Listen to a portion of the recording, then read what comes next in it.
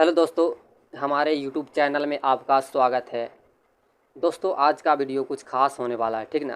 क्योंकि आज हम इस वीडियो में बताने वाले हैं ह्यूमन बोन्स, ठीक ना। क्या बताने वाले हैं? ह्यूमन बोन्स यानी कि मानव कंकाल तंत्र के बारे में, ठीक ना। मानव कंकाल तंत्र के बारे में आज कुछ 30 ऐसे प्रश्नों को बताएंगे जो बहुत ही महत्वपूर्ण होगा, जो परीक्षाओं में बार बार पूछे जाते हैं, ठीक ना। तो चलिए वीडियो को ज़्यादा लंबा नहीं करते हुए हम वीडियो को स्टार्ट करते हैं पहला प्रश्न से, ठीक ना। तो यहाँ पर पहला प्रश्न दिया है कि मानव कंकाल, ठीक है ना, मानव कंकाल तंत्र कुल कितने अस्थियों से मिलकर बना है। मानव का जो कंकाल तंत्र है वो कुल कितने अस्थियों से मिलकर बना है। तो यहाँ पर जो सही आंसर हो जाएगा 206 अस्थियों से, ठीक ना। कितना अस्थियों से? 206, यानी कि इसका जो ऑप्शन नंबर बी होगा वो एकदम सही आंसर हो जाएगा, ठीक ना। अगला प्रश्न देखते हैं, प्रश्न नंबर 2। प्रश्न नंबर 2 है मानव शरीर, ठीक है ना। क्या है? मानव शरीर में कुल कितनी अस्थियां होती है। मानव शरीर में दोस्तों कुल कितनी अस्थियां होती है। तो मानव शरीर में दोस्तों कुल 206 अस्थियां होती है, ठीक है ना। कितना होता है? 206 अस्थियां, यानी कि ऑप्शन नंबर यहाँ पर सी जो होगा वो सही आंसर हो जाएगा दोस्तों। चलिए अगला प्रश्न देखते हैं।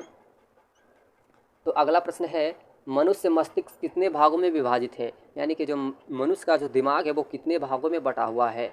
तो इसका 4 ऑप्शन दिया है। पहला ऑप्शन है 2, दूसरा ऑप्शन है 3, तीसरा ऑप्शन है 4, चौथा ऑप्शन है 5, ठीक ना। तो मनुष्य का जो दिमाग है वो कितने भागों में बटा हुआ दोस्तों? तो कितने भागों में? 4 भागों में बटा हुआ है। तो इसका जो ऑप्शन नंबर सी जो होगा वो एकदम सही आंसर हो जाएगा, ठीक है ना। चलिए अगला प्रश्न देखते हैं। अगला प्रश्न हमारा है प्रश्न नंबर 4। मानव शरीर की सबसे लंबी अस्थि कौन सी है। मानव शरीर की जो सबसे लंबी अस्थि है दोस्तों वो कौन सी है, ठीक है ना। तो यहाँ पर पहला ऑप्शन में दिया है ह्यूमरस, ठीक ना, ह्यूमरस। दूसरा ऑप्शन दिया है अस्थि मज्जा, तीसरा ऑप्शन दिया है फीमर और चौथा ऑप्शन दिया है कमर की हड्डी। तो इन चारों में से एक ऑप्शन आपका जो सही है वो आपका जो सही आंसर जो हो जाएगा दोस्तों 4 का सी, फीमर। फीमर जो है मानव शरीर की सबसे लंबी अस्थि है, ठीक ना। क्या है? सबसे लंबी अस्थि। ऑप्शन नंबर सी इसका जो होगा वो सही आंसर हो जाएगा। चलिए अगला प्रश्न देखते हैं। अगला प्रश्न है प्रश्न नंबर 5 है, ठीक ना। प्रश्न नंबर 5 है मानव कंकाल परीक्षण किसके लिए किया जाता है। मानव कंकाल का जो परीक्षण है वो किसके लिए किया जाता है। ऑप्शन नंबर ए है मस्तिष्क क्षमता के लिए, 2 है आंतरिक आय के लिए, तीसरा ऑप्शन है आंतरिक ऊंचाइयों के लिए, चौथा ऑप्शन है डेंटेंसिस के लिए, ठीक ना। तो मानव कंकाल का जो परीक्षण किया जाता है वो दोस्तों आंतरिक आय के लिए किया जाता है, ठीक ना। किसके लिए? आंतरिक आय के लिए। ऑप्शन नंबर बी यहाँ पर जो होगा वो सही आंसर हो जाएगा, ठीक ना। चलिए अगला प्रश्न देखते हैं। अगला प्रश्न है कि कुल कितनी पेशियाँ मानव शरीर में पाई जाती है, यानी मानव के जो शरीर होता है उसमें कुल कितनी पेशियाँ पाई जाती है। तो इसका पहला ऑप्शन है 565, दूसरा ऑप्शन है 656, तीसरा 665 और चौथा ऑप्शन है 556, ठीक ना। तो कुल अस्थियाँ कितनी होती है, कुल कितनी पेशियाँ होती है दोस्तों? तो 6 का जो सही आंसर हो जाएगा 656, ठीक ना। 656 यानी कि ऑप्शन नंबर बी होगा जो इसका सही आंसर हो जाएगा। चलिए अगला प्रश्न देखते हैं। तो हमारा अगला प्रश्न है दोस्तों हमारे शरीर में कुल कितने कंकालीय पेशियाँ पाई जाती है, ठीक ना। हमारे शरीर में कुल कितने कंकालीय पेशियाँ पाई जाती है। तो 7 का जो सही आंसर हो जाएगा ऑप्शन नंबर डी 700 पेशियाँ। कितनी होगी दोस्तों? कितनी? 700 कंकाल पेशियाँ पाई जाती है। तो ऑप्शन नंबर डी यहाँ पर हो जाएगा सही आंसर, 700 कंकाल पेशियाँ, ठीक ना, 700। चलिए अगला प्रश्न देखते हैं। अगला प्रश्न है हमारा, अगला प्रश्न है दांत की सबसे मजबूत परत है, दांत की जो सबसे मजबूत परत है वो कौन सी है। ऑप्शन नंबर ए है कैल्शियम हाइड्रोक्साइड, बी है calcium hydroxyapatite, option number C है कैल्शियम ऑक्साइड और ऑप्शन नंबर डी है कैल्शियम फॉस्फेट। तो 8 का जो सही आंसर हो जाएगा दोस्तों ऑप्शन नंबर बी हो जाएगा कैल्शियम हाइड्रोक्सी एपेटाइट, ठीक ना। ऑप्शन नंबर बी इसका जो होगा वो सही आंसर हो जाएगा। तो चलिए अगला प्रश्न देखते हैं, प्रश्न नंबर 9। यहाँ पर प्रश्न नंबर 9 बोल रहा है दोस्तों हाथी दंत, ठीक ना। हाथी दंत का रूपांतरण किस भाग से होता है। हाथी दंत का जो रूपांतरण हो जाता है दोस्तों वो किस भाग से हो जाता है। तो ना 9 का जो सही आंसर हो जाएगा द्वितीयक दंत से, ठीक ना। कौन सा दंत से? द्वितीयक। यहाँ पर ऑप्शन नंबर सी इसका जो होगा वो सही आंसर हो जाएगा। चलिए अगला प्रश्न देखते हैं। अगला प्रश्न है प्रश्न नंबर 10। प्रश्न नंबर 10 है कि मानव मस्तिष्क का भार लगभग कितना होता है। मानव मस्तिष्क का जो वजन होता है दोस्तों वो कितना होता है। ऑप्शन नंबर है 1.64 kg और बी है 1.36 kg, सी है 1.46 kg और डी है 1.63 kg, ठीक ना। तो इसका जो सही आंसर हो जाएगा ऑप्शन नंबर बी, ठीक ना, ऑप्शन नंबर बी। दोस्तों मानव का जो मस्तिष्क का जो वजन होता है वो दोस्तों 1300 से 1400 ग्राम तक होता है, ठीक है ना दोस्तों, 1300 से 1400 ग्राम तक। 1300 से 1400 ग्राम तक में जो भी बीच में आपका जो ऑप्शन होगा वो सही हो जाएगा। यहाँ पर ऑप्शन नंबर बी जो है वो 13 से 1.3 से 1.4 kg के बीच में है, तो इसलिए हमारा जो ऑप्शन नंबर बी होगा वो एकदम सही होगा। चलिए 11वां प्रश्न देखते हैं। 11वां प्रश्न है दोस्तों, पेशियों में कौन सा संकुचनशील प्रोटीन पाया जाता है, ठीक है ना। पेशियों में जो संकुचनशील प्रोटीन होता है वो कौन सा होता है, ठीक है ना। तो 11 का जो सही आंसर हो जाएगा ए हो जाएगा, एक्टिन एवं मायोसिन, ठीक है ना। एक्टिन एवं मायोसिन, ऑप्शन नंबर ए इसका जो होगा वो सही आंसर हो जाएगा, ठीक है ना। अगला प्रश्न देखते हैं। अगला प्रश्न है प्रश्न नंबर 12 है, ठीक है ना। निम्नलिखित में से किस पेशीय जीव में बाह्य कंकाल नहीं होता है। कौन सा ऐसी पेशीय जीव है जिसमें बाह्य कंकाल नहीं होता है। ऑप्शन नंबर ए है उभयलिंगी, बी है स्तनधारी, सी है पक्षी और डी ऑप्शन नंबर जो डी है वो कैंट्रिकाइथिस है, ठीक है ना, कथाइच है, कॉन्ट्रिकथाइच, यानी कि 12 का जो सही आंसर हो जाएगा दोस्तों उभयलिंगी। उभयलिंगी जो है उसमें बाह्य कंकाल नहीं होता है, ठीक है ना। तो ऑप्शन नंबर ए हो जाएगा 12 के एकदम सही आंसर हो जाएगा। 13 वाला देखते हैं। 13 के है निम्नलिखित में से किस में अत्यधिक पसलियाँ पाई जाती है। निम्नलिखित जो जीव दिया है उनमें कौन सा जीव है जिसमें अत्यधिक सबसे ज़्यादा पसलियाँ पाई जाती है। तो ऑप्शन नंबर ए है मगरमच्छ, बी है सांप, सी है रे मछली और डी है उड़नशील स्तनपाई, ठीक है ना, सी है उड़नशील स्तनपाई। तो यहाँ पर जो 13 का जो सही आंसर हो जाएगा दोस्तों वो बी हो जाएगा, यानी सांप। सांप में सबसे ज़्यादा पसलियाँ पाई जाती है, इसलिए इसका आंसर बी जो होगा वो सही हो जाएगा। अगला प्रश्न देखते हैं। अगला प्रश्न है ओडोंटोलॉजी यानी दंत विज्ञान, विज्ञान की किस शाखा से संबंधित है। दंत विज्ञान है वो विज्ञान की किस शाखा से संबंधित है। तो ओडोंटोलॉजी जो है दोस्तों वो दंत से संबंधित है, ठीक है। दंत विज्ञान मतलब दंत से संबंधित है, इसलिए इसका जो सी हो जाएगा, ऑप्शन नंबर सी हो जाएगा वो एकदम करेक्ट आंसर हो जाएगा, ठीक है ना। इसलिए प्रश्न 15 देखते हैं। प्रश्न 15 है बुद्धिमता दांत यानी बुद्धि चवर्णक दांत। बुद्धि चवर्णक दांत कौन सा दांत होता है, ठीक है ना। तो प्रथम चवर्णक, द्वितीय चवर्णक, तृतीय चवर्णक की चतुर्थ चवर्णक, ठीक है ना। तो 15 का जो सही आंसर हो जाएगा ऑप्शन नंबर सी, तृतीय चवर्णक दांत होता है, ठीक है ना। तृतीय चवर्णक दांत जो होता है वो बुद्धि चवर्णक होता है, ठीक है ना। तो इसलिए ऑप्शन नंबर सी जो होगा 15 का वो सही हो जाएगा। 16वां प्रश्न देखते हैं। 16वां प्रश्न है ऑस्टियोसाइट कहाँ उपस्थित होता है। और ऑस्टियोसाइट जो होता है वो कहाँ उपस्थित होता है। तो 16 का जो सही आंसर हो जाएगा अस्थि में, ठीक है ना। कहाँ उपस्थित होता है, अस्थि में। ऑप्शन नंबर ए इसका जो होगा वो सही आंसर हो जाएगा, ठीक है ना। फिर अगला प्रश्न देखते हैं। अगला प्रश्न है अनुप्रस्थ बृहदांत्र, ठीक है ना। अनुप्रस्थ बृहदांत्र किसका भाग है, ठीक है ना। तो अनुप्रस्थ बृहदांत्र जो हो वो